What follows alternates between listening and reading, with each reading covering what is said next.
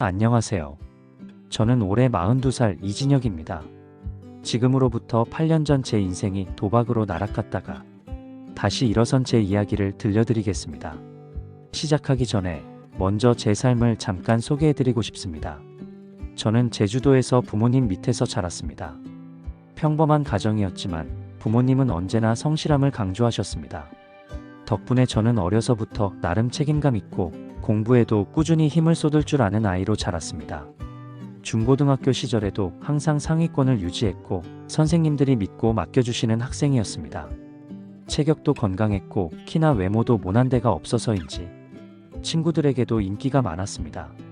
특히 친구들 사이에서는 활발하고 긍정적인 이미지가 강해서 어딜 가든 중심에 서 있곤 했습니다. 대학은 공대에 진학했습니다. 기계나 전자 같은 분야에 관심이 많았고 졸업 후에는 기술직으로 일하는 것이 제 목표였습니다. 군 복무까지 마친 후 저는 29살의 나이에 운 좋게도 대기업 생산직에 합격하게 되었습니다. 그때 느꼈던 성취감은 말로 다 표현하기 어려웠습니다. 이제 안정적인 길을 걸을 수 있겠구나 하는 안도감이 있었고 부모님께도 자랑스러운 아들이 된 것 같아 마음이 뿌듯했습니다. 입사 후에는 더 열심히 살았습니다. 주어진 일에 최선을 다했고 자격증도 여러 개 취득했습니다. 이왕 하는 거면 남들보다 잘해야 한다는 생각이 늘 제 안에 있었기 때문입니다. 그게 제 성격이자 제 삶을 끌고 온 힘이었습니다. 승부욕이라고 표현할 수 있겠죠. 사실 저는 어릴 때부터 승부욕이 상당히 강한 편이었습니다. 친구들과 가볍게 하는 게임이나 내기에서도 꼭 이기고 싶어 했습니다. 단순한 카드 게임이나 축구 경기에서도 어떻게든 이기려는 마음이 불타올랐습니다. 학창 시절에는 친구들과 커피 내기, 밥 내기를 하곤 했습니다. 그럴 땐 단순히 재미였지만 저는 그 안에서도 늘 지고 싶지 않았습니다. 이건 게임일 뿐이다라고 스스로 다독여도 막상 내기에서 지면 속이 뒤집히곤 했습니다. 물론 그때는 큰 문제로 이어지지 않았습니다. 단순히 웃고 넘어가는 정도였죠. 하지만 지금 돌아보면 그 성격이 훗날 제 인생을 송두리째 흔드는 씨앗이 되었던 것 같습니다. 제가 특히 좋아했던 스포츠는 축구였습니다. 중고등학교 때부터 친구들과 공을 차며 땀 흘리는 것을 즐겼고 성인이 되어서도 주말마다 동호회 활동을 할 만큼 축구에 애정을 가졌습니다. 그런데 문제는 바로 여기서 시작됐습니다. 축구 경기를 즐기는 데서 멈추지 않고 경기 결과를 예측하고 내기를 거는 쪽으로 호기심이 번져갔던 겁니다. 군대를 전역하고 사회에 나와 자유롭게 생활할 수 있게 되면서 저는 처음으로 스포츠 토토라는 걸 접하게 되었습니다. 당시에는 단순한 호기심이었습니다. 내가 좋아하는 축구 경기 결과를 맞춰보면 어떨까 하는 가벼운 마음이었죠. 몇천 원, 몇만 원 정도 걸면서 경기를 지켜보는 재미는 생각보다 컸습니다. 경기가 단순한 관람을 넘어 제 인생의 중요한 순간처럼 느껴졌습니다. 한 번은 소액으로 베팅한 경기를 맞추고 나서 몇 배가 되는 돈이 돌아왔습니다. 그때 느꼈던 짜릿함은 아직도 기억납니다. 심장이 두근거리고 내가 예측한 게 맞아떨어졌다는 성취감이 온몸을 감쌌습니다. 반대로 빗나갔을 때는 아쉽고 허탈했지만 그 감정조차 묘한 재미로 다가왔습니다. 마치 롤러코스터를 타는 듯한 짜릿한 기분이었죠. 처음에는 취미였습니다. 친구들과 모여서 경기 이야기를 하며 토토 얘기를 꺼내기도 했습니다. 이번엔 이 팀이 이길 것 같아 난 무승부에 걸었는데 하면서 웃고 떠드는 가벼운 수준이었습니다. 실제로 큰 돈을 잃지도 않았습니다. 적게는 몇천 원, 많아야 몇만 원이었고 잃어도 생활에 지장이 없을 만큼만 했습니다. 그때까지만 해도 저는 전혀 몰랐습니다. 이 사소한 호기심과 승부욕이 훗날 제 인생을 송두리째 집어삼킬 불씨가 될 줄을요. 이렇게 해서 제 인생의 도박 이야기는 아주 작은 시작을 알리게 되었습니다. 처음엔 단순한 내기와 재미였고 그 안에서 저는 큰 위기감을 느끼지 못했습니다. 하지만 제 마음속 깊이 자리 잡고 있던 그 승부욕은 조만간 더 큰 불길로 번져나가기 시작했습니다.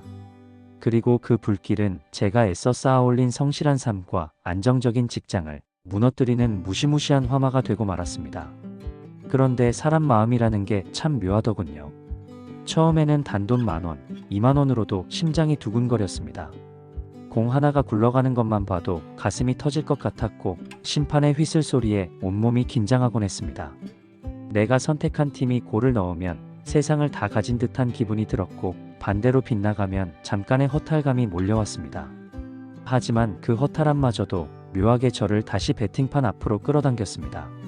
시간이 조금씩 흐르면서 저는 점점 더 많은 경기에 손을 대기 시작했습니다.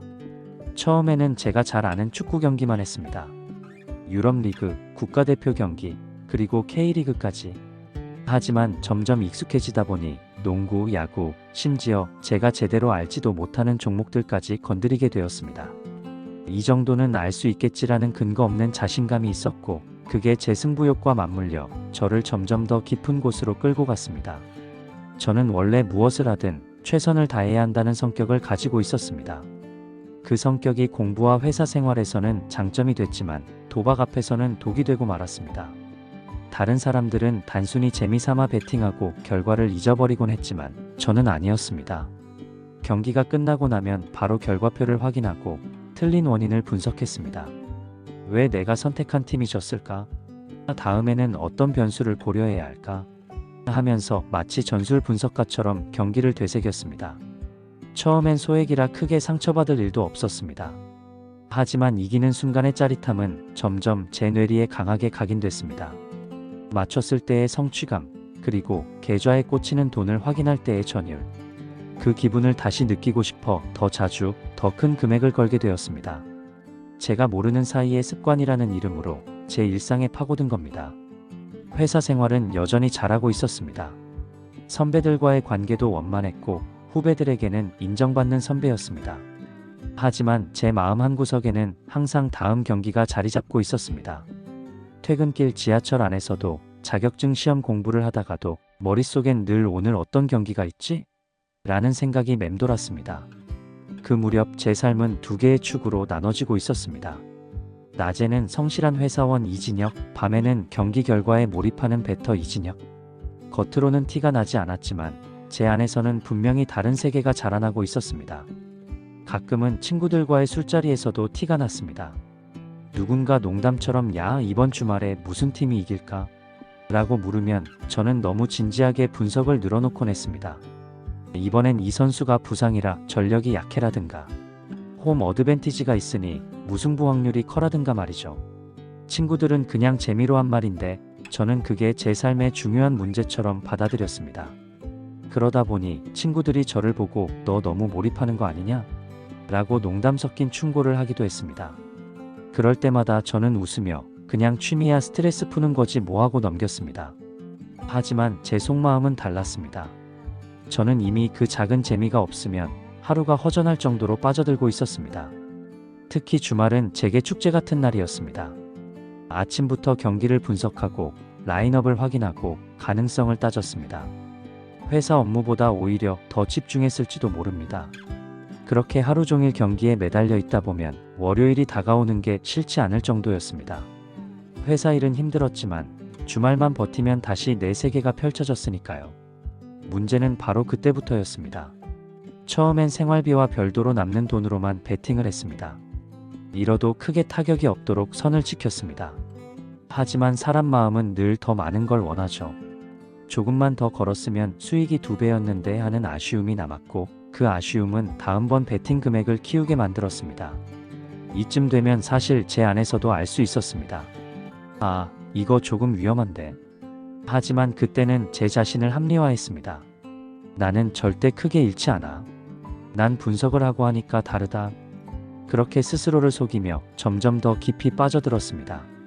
지금 생각하면 그때가 마지막 기회였습니다. 거기서 멈췄다면, 단순한 취미로 남겼다면 제 인생이 이렇게 무너지지는 않았을 겁니다. 하지만 저는 멈추지 않았습니다.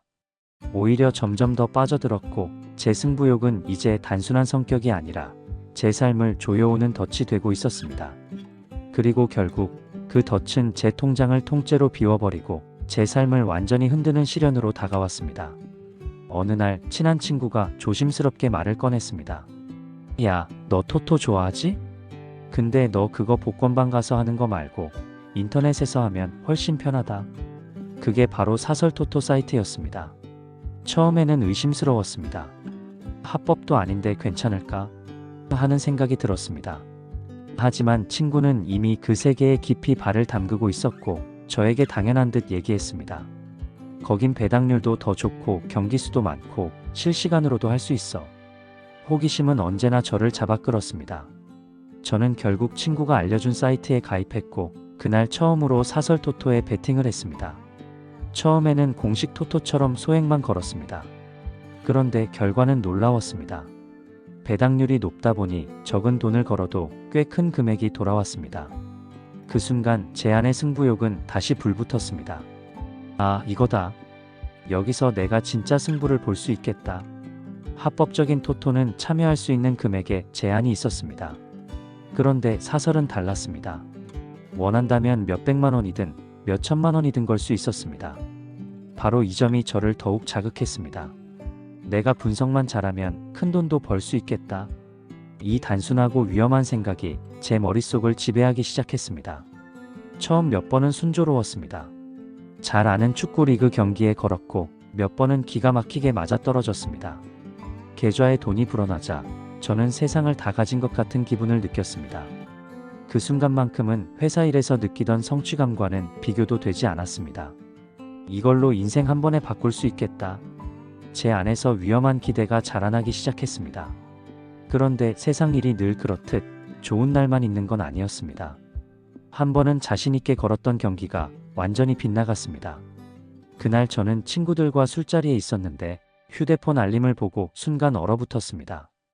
영원으로 바뀐 잔고를 보는 순간 숨이 턱 막혔습니다. 하지만 저는 그 자리에서 태어난 척 웃었습니다.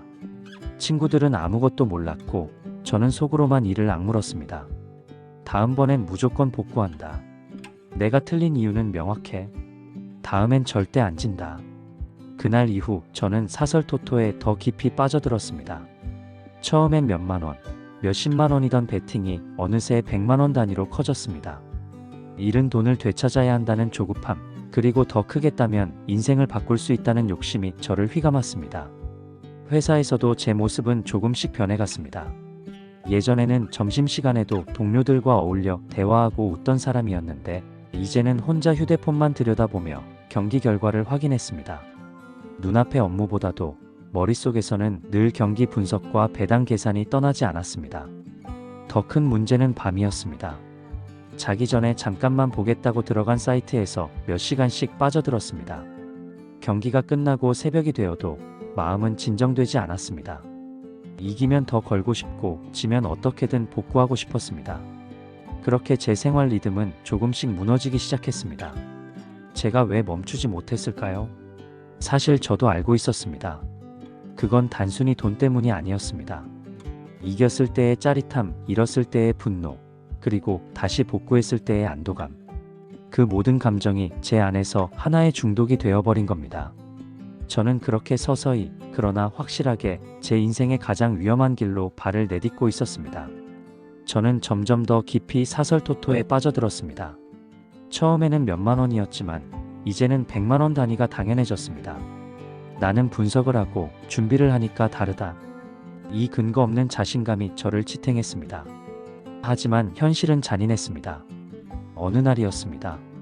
회사도 어느 정도 안정적으로 자리를 잡았고 당시 32살 취업 4년차 부모님 용돈도 드리고 1년에 1,000만씩 모으던 통장에 4천만 원까지 손을 대게 되었습니다. 그 돈은 단순한 돈이 아니었습니다. 사회생활을 하며 차곡차곡 모아온 제 자산이자 제 노력이었습니다. 부모님께 자랑스레 보여드릴 수 있는 땀과 시간을 담은 결과물이었습니다. 하지만 그 순간 제 머릿속은 오직 하나뿐이었습니다. 이 돈으로 복구한다. 그리고 크게 번다. 그러면 끝이다. 처음엔 조심스러웠습니다. 단폴로 100만원, 200만원씩 나눠서 걸었습니다. 어떤 경기는 맞아떨어졌습니다. 그럴 때면 저는 미친 듯이 희열을 느꼈습니다. 계좌가 다시 불어나고 당장이라도 원하는 걸 다 살 수 있을 것 같은 착각에 빠졌습니다. 그러나 그 기쁨은 오래가지 않았습니다. 틀린 경기가 나오자 순식간에 몇백만 원이 날아갔습니다. 이성이 남아있었다면 멈췄어야 했습니다. 하지만 저는 멈추지 않았습니다. 아직 돈은 남았다. 이번에만 맞추면 다 회복된다. 그렇게 축구 경기의 단폴이나 2경기로 승률을 높이는 방법으로 베팅 금액을 점점 키워갔습니다. 90분이라는 시간에 클릭 한 번으로 500만원, 700만원, 그리고 1천만원. 돈이 사라지는 순간은 오래 걸리지 않았습니다. 제 손은 떨리고 가슴은 미친 듯이 뛰었습니다. 하지만 동시에 이상하게도 멈출 수가 없었습니다. 마치 누군가 제 손을 붙잡고 계속해라라고 속삭이는 것 같았습니다. 하루, 이틀, 일주일 만에 제 통장에 있던 4천만 원은 흔적도 없이 사라져버렸습니다. 무조건 이길 거라는 경기가 무승부가 뜨고 반대로 치기도 하고 운명의 장난처럼 말이죠. 스마트폰 화면 속 잔고가 영원으로 바뀌는 순간 제 머릿속도 함께 하얗게 변했습니다. 그날 밤 저는 거울을 보았습니다. 평소라면 회사에서 돌아와 샤워를 하고 편안한 옷으로 갈아입고 저녁을 챙겼을 텐데 그날의 저는 그럴 힘조차 없었습니다. 얼굴은 해숙했고 눈은 충혈돼 있었습니다. 손은 여전히 떨리고 있었고 가슴은 쿵쾅거렸습니다. 내가 뭘 한 거지? 지금 무슨 짓을 한 거지? 정신을 차려야 한다는 생각은 분명히 했습니다. 하지만 이상하게도 절망감보다 더 강하게 치고 들어온 감정이 있었습니다. 바로 복구였습니다. 그래, 이번엔 망했어. 하지만 방법은 있다. 다시 돈을 구해서 복구하면 돼. 내가 분석만 제대로 하면 반드시 회복할 수 있어. 그 순간부터 저는 돈을 다시 마련할 방법을 고민하기 시작했습니다. 회사에서 받는 월급으로는 턱도 없었습니다. 그래서 결국 제 머릿속에 떠오른 건 마통대출이었습니다. 하지만 저는 알지 못했습니다. 그 마이너스 통장 대출이 저를 어디로 데려갈지, 그 선택이 제 인생을 어떤 나락으로 끌어내릴지 말입니다. 그렇게 저는 다시 돈을 손에 쥐게 되었고 복구를 향한 또 다른 지옥의 문을 열고 말았습니다. 4천만 원을 한순간에 날린 뒤 제 머릿속은 온통 복구 생각뿐이었습니다. 정신을 차려야 한다는 경고음이 마음속 어딘가에서 울리고 있었지만 저는 듣지 않았습니다. 그렇게 며칠 뒤 모바일에서 마통대출을 실행하였고 한도가 5천만 원이 나왔습니다. 처음에는 500만 원 단위로 나누어 걸었습니다. 한 경기에 여러 가지 옵션을 걸 수가 있었습니다. 예를 들어 전반전에 2대0 이런 옵션을 걸면 더 배당이 올라가는데 처음 2번은 맞아떨어졌습니다. 계좌에 돈이 늘어나는 걸 보며 저는 확신했습니다. 그래, 역시 내가 맞았어. 이건 내 길이야. 이번엔 반드시 복구한다. 그러나 세 번째, 네 번째 판부터는 상황이 달라졌습니다. 제가 예상했던 결과와는 전혀 다르게 경기가 흘러갔고 걸었던 돈은 순식간에 사라졌습니다. 눈앞에서 수백만 원이 0원으로 바뀌는 화면을 보면서도 저는 멈추지 못했습니다. 이번엔 우연이다. 다음엔 맞을 수 있다. 그렇게 대출받은 나머지 5천만 원도 며칠 만에 모두 사라졌습니다. 제가 생각했던 복구는 없었고 남은 건 빚이라는 낯선 짐이었습니다. 문제는 여기서 그치지 않았습니다. 회사에서도 제 생활이 흔들리기 시작했습니다. 잠을 제대로 자지 못해 눈밑은 검게 꺼졌고 집중력이 떨어졌습니다. 업무 중에도 머릿속은 늘 다음 배팅 생각으로 가득 차 있었습니다. 그러다 결국 저는 병가를 내기로 했습니다. 몸이 안 좋다는 핑계를 대며 며칠 동안 회사를 빠졌습니다. 사실은 회복하기 위해서가 아니라 온전히 도박에 매달리기 위해서였습니다. 회사에서 며칠 쉬고 나니 동료들이 걱정스레 물었습니다. 괜찮아? 어디 아픈 거 아니야? 저는 태연하게 웃으며 대답했습니다. 아, 그냥 몸살이 좀 와서요. 그러나 진짜 이유는 누구에게도 말할 수 없었습니다. 문제는 돈이었습니다. 이미 대출금은 사라졌고 더 이상 쓸 돈이 없었습니다. 그때 저는 또 다른 선택을 했습니다. 바로 친구에게 돈을 빌리는 것이었습니다. 야, 나 급하게 돈이 좀 필요해. 한두 달 안에 바로 갚을 수 있어. 그렇게 저는 1,000만 원을 빌렸습니다. 친구는 의심 없이 저를 믿어주었습니다. 평소 성실하게 살아온 이미지를 보고 아무런 조건도 없이 돈을 건네주었습니다. 그 순간 저는 알았습니다. 이제 제 인생에 거짓말이 시작되었다는 것을요. 그 돈으로 저는 다시 도박을 했습니다. 하지만 결과는 뻔했습니다. 이길 것 같던 팀이 패배하면서 90분 만에 그 돈마저 모두 사라졌습니다. 여러 경기를 걸었는데 단폴은 부러지고 두세 폴 간 경기는 무승부가 떠서 부러지고 전반전 홈팀 2대0 승 스코어로 걸었는데 0대0이 나오고 한 경기에 여러 옵션을 걸으니 1,000만 원이라는 돈이 없어지는데 오래 걸리지 않았습니다. 저는 휴대폰 화면을 붙들고 멍하니 앉아 있었습니다. 손가락은 이미 차갑게 식었고 머릿속은 하얗게 비어 있었습니다. 그러나 제 가슴은 여전히 이렇게 외치고 있었습니다. 복구해야 한다. 그날 이후 저는 회사에 무단 결근을 하기도 했습니다. 출근해야 하는 시간에도 침대에서 일어나지 못했습니다. 휴대폰만 붙들고 돈을 빌릴 사람을 찾고 도박 사이트를 뒤적였습니다.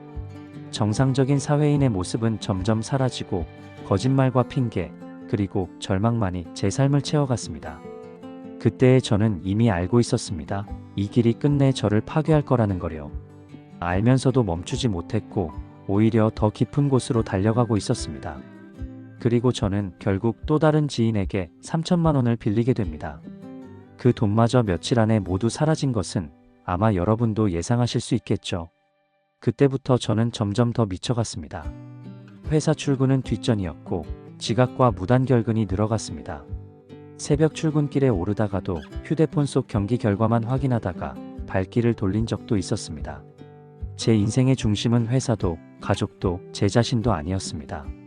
오직 도박뿐이었습니다. 결국 저는 또 다른 선택을 했습니다. 또 다른 친구에게 1,500만 원을 빌리기로 한 것입니다. 그 친구는 저를 꽤 신뢰하고 있었습니다. 평소에 열심히 사는 모습을 봐왔고 제가 돈 문제로 거짓말을 할 거라고는 전혀 생각하지 못했겠죠. 저는 그에게 이렇게 말했습니다. 개인적으로 사업을 준비 중인데 자금이 조금 모자라. 금방 갚을게. 그 말은 새빨간 거짓말이었습니다.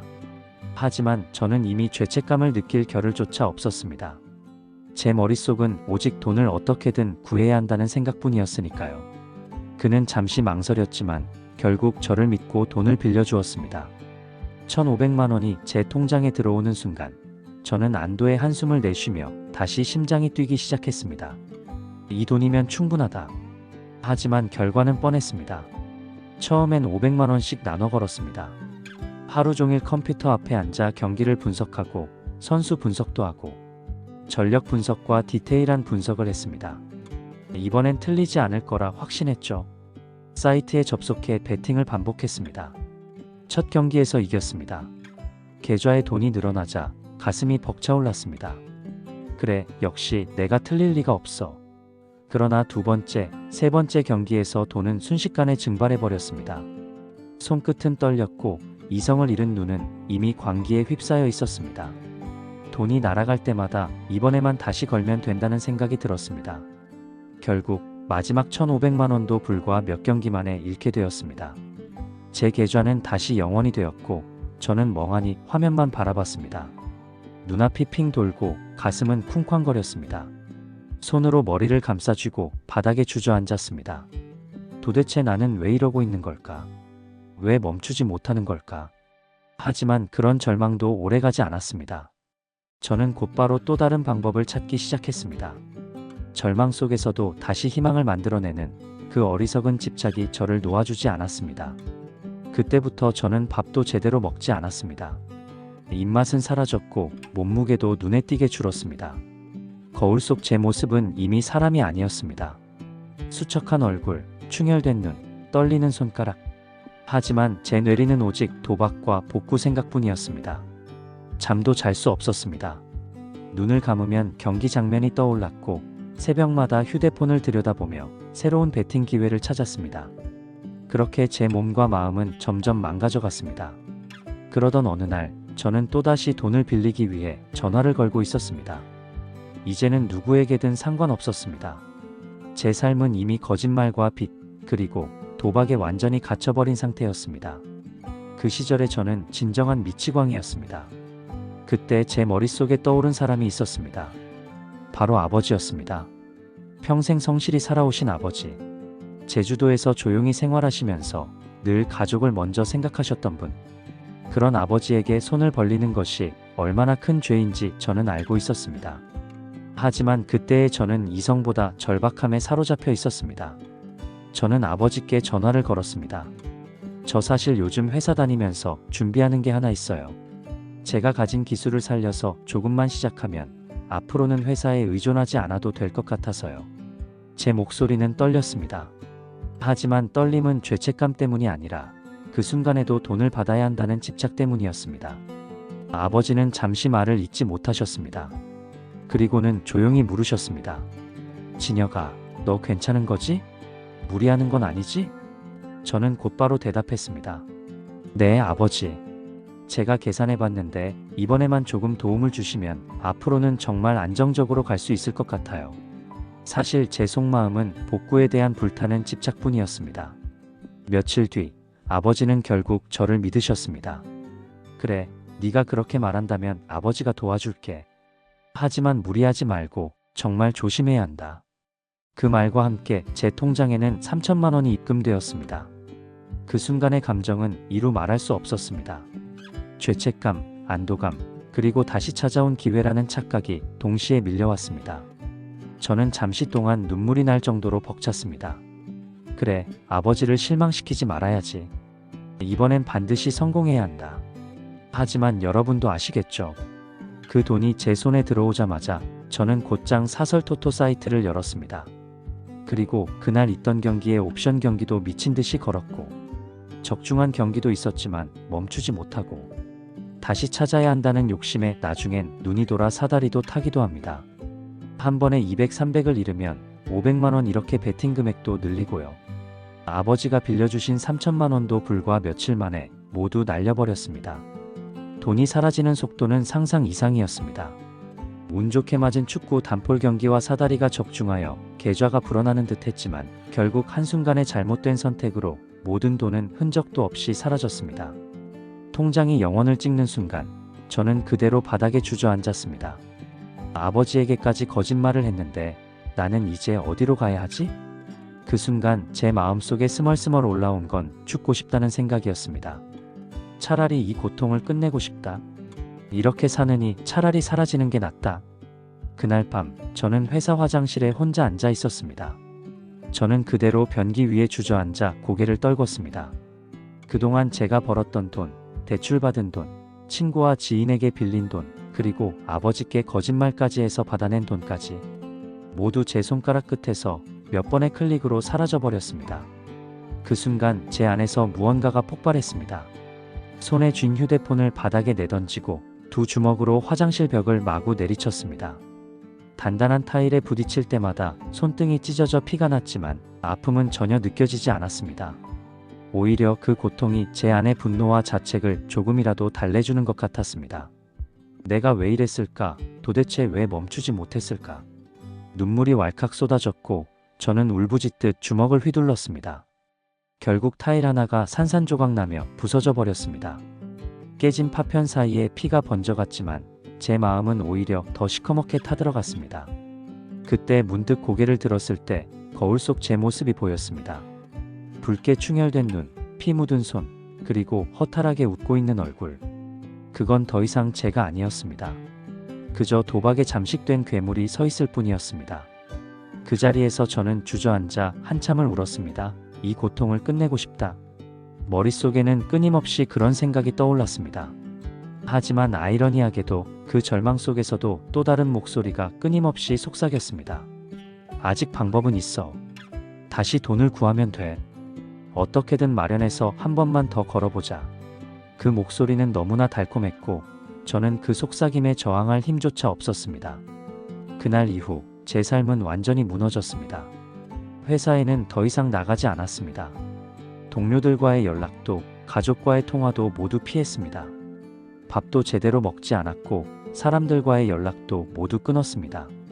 이미 지인들에게 빚을 졌고 아버지께 거짓말로 받은 돈마저 날려버린 상태여서 이제는 정신을 차려야 했습니다. 정신을 차리고 생각해봤습니다. 제가 3달 만에 모두 날린 돈은 1억 7,500만 원을 날렸습니다. 그 사실을 깨달은 순간 저는 온몸에서 힘이 빠져나갔습니다. 숨이 막혔고 손끝은 차갑게 얼어붙었습니다. 이제는 정말 끝이다. 더 이상 갈 곳이 없다. 도박에 대한 광기로 남은 것은 갚을 돈과 무너져버린 제 인생이었습니다. 그리고 그 빚은 이제 제 삶을 송두리째 파괴하는 족쇄가 되었습니다. 숨을 쉴 때마다 가슴이 무겁게 내려앉았고 아침에 눈을 뜨는 게 두려웠습니다. 몇 번의 경고가 쌓이고 결국 회사에서는 저를 불렀습니다. 인사팀에서 전해 들은 말은 제 가슴을 송두리째 무너뜨렸습니다. 결국 잦은 지각과 결근, 근무 불성실로 권고사직을 당했습니다. 그 순간 저는 아무 말도 할 수 없었습니다. 고개를 떨군 채 그저 손에 쥔 서류를 바라보기만 했습니다. 그토록 안정적이라 믿었던 직장. 29살에 합격했을 때 온 가족이 기뻐하던 순간, 부모님께 자랑스럽게 합격 소식을 전하던 그날의 제 모습, 그 모든 게 한순간에 무너져 내렸습니다. 도박은 그렇게까지 저를 망가뜨려 놓았습니다. 직장을 잃었는데도, 빚더미에 앉았는데도, 아버지께 거짓말을 해서 돈을 받았는데도 저는 여전히 복구라는 망상에 사로잡혀 있었습니다. 휴대폰을 붙들고 연락처를 뒤적이며 또다시 돈을 빌릴 사람을 찾았습니다. 이미 차단당한 번호도 많았고 대답조차 하지 않는 사람도 많았습니다. 그리고 결국 제 인생은 완전히 무너져 있음을 인정할 수밖에 없었습니다. 제게 남은 건 열심히 빚을 갚는 일뿐이었습니다. 권고사직을 당한 후에는 이번에는 중소기업에 거의 바로 취업을 했고, 3달쯤 지났을 때에 신용회복위원회에 방문을 하여 서류를 내고 빚과 수입, 자산을 정리하며 저는 다시 한번 제 인생을 마주하게 되었습니다. 도대체 나는 왜 여기까지 왔을까? 왜 처음 그 작은 재미를 넘지 못했을까? 처음에는 소소한 재미 같았지만 어느새 제 몸과 마음을 지배했고 결국 저를 사람답게 살 수 없게 만들었습니다. 이제 저는 하루하루를 버티며 살아가고 있습니다. 화려한 미래를 꿈꾸는 것도 큰 부를 바라는 것도 아닙니다. 단지 다시는 같은 실수를 반복하지 않겠다는 마음으로 살고 있습니다. 조금 늦었지만 이제야 깨달았습니다. 도박은 결코 사람이 이길 수 있는 게임이 아니라는 것을요. 도박은 단순히 돈을 잃는 게 아니라 사람의 정신을 망가뜨리고 관계를 끊어내며 결국 인생 자체를 파괴한다는 것을요. 제가 드리고 싶은 말씀은 단순합니다. 혹시라도 지금 도박을 가볍게 생각하시는 분이 있다면 꼭 제 이야기를 기억해 주셨으면 합니다. 저는 다르다고, 저는 이길 수 있다고, 저는 멈출 수 있다고 믿었습니다. 하지만 결국 빚만 남긴 채, 그리고 무너진 인간관계만을 남긴 채 나락에 떨어졌습니다. 저는 결국 워크아웃으로 8년 동안 마이너스 통장 5천만 원을 모두 갚아냈습니다. 친구들에게 진 빚도 모두 갚았고 이제는 아버지께 남은 1,500만 원만 정리하면 됩니다. 긴 시간이었지만 그 과정을 통해 저는 깨달았습니다. 도박은 사람을 파괴하지만 성실함은 다시 사람을 일으켜 세울 수 있다는 것을요. 지금 저는 다시는 도박에 손대지 않고 성실하게 살며 하루하루를 감사하게 보내고 있습니다. 부디 제 이야기가 누군가의 멈춤 버튼이 되길 바랍니다.